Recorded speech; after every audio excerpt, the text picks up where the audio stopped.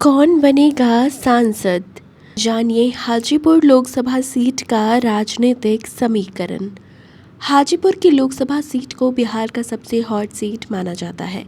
इतिहास की बात करें तो इसे महावीर की जन्मभूमि और गौतम बुद्ध की कर्मभूमि के रूप में जाना जाता है।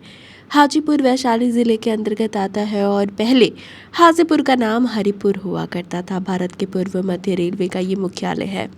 आपको बता दें कि ये शहर भगवान राम की चरण धूलि राम भद्र में राम चौरा के रूप में पूजनीय हुआ करती है।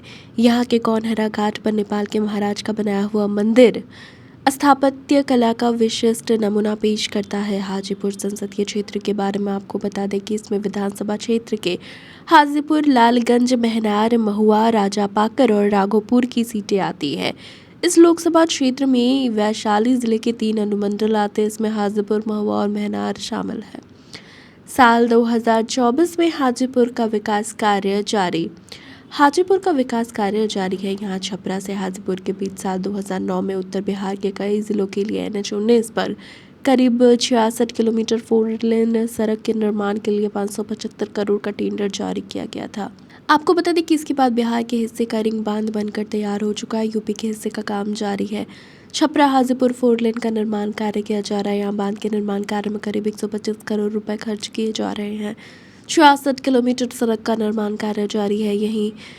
यहाँ कुछ दिनों पहले ही गांधी सेतु से नवादा चौक, हिलालपुर, शभुई होते हुए सराय धूप घट्टी के पास NH-22 से जुड़ने वाली सड़क शुभई चौक के पास सड़क का उद्घाटन हुआ। इसके बाद इस रास्ते से लोगों का आना जाना काफ़ी आसान हो जाएगा।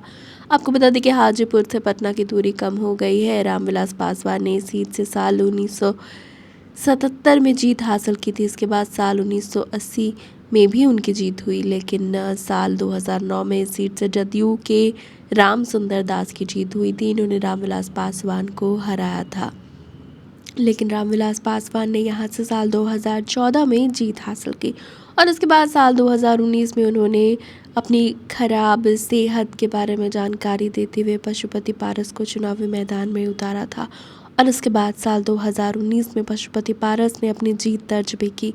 इन्होंने RJD के उम्मीदवार शिवचंद्र राम को हराया था।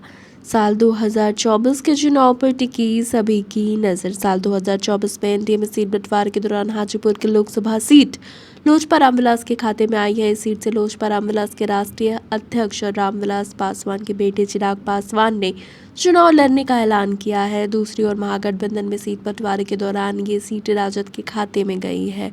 आपको बता दें कि राजद की ओर से शिवचंद्र राम को इस सीट से टिकट दिया गया है। शिवचंद्र राम के बारे में बता दें कि ये राजद के प्रदेश अध्यक्ष भी रह चुके हैं। इन्होंने साल 2019 में भी हाजीपुर से लोकसभा का चुनाव लड़ा था और एक बार फिर से ये लोकसभा का चुनाव लड़ने जा रहे हैं। इनकी टक्कर चिराग पासवान से है। तक किसका रहा इस क्षेत्र पर दबदबा?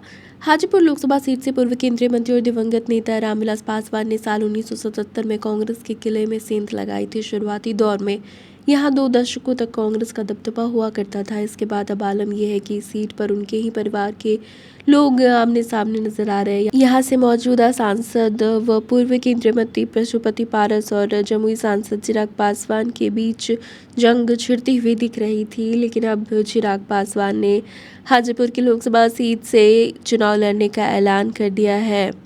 आपको बता दें कि हाजीपुर की लोकसभा सीट से साल 2009 में जदयू के वरिष्ठ नेता राम सुंदर दास की हार हुई। वहीं साल 2014 में उन्होंने फिर से वापसी कर यहां से 8वीं बार वो सांसद चुने गए थे। 2 बार इस सीट से रामविलास पासवान की हार हुई। पहली बार वो कांग्रेस के रामरतन से साल 1984 में हारे थे। इसके बाद साल 2009 में राम सुंदर दास से हारे थे।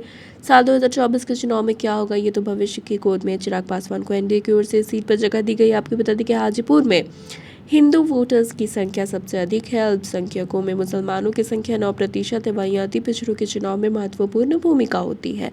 अभी के लिए इतना ही। अब जाते जाते हम आपके लिए एक सवाल छोड़ जाते हैं। आपके अनुसार क्या हाजीपुर की लोकसभा सीट से चिराग पासवान की जीत हो सकती है? आप अपना जवाब हमें हमारे कमेंट सेक्शन में लिखकर जरूर दें। धन्यवाद।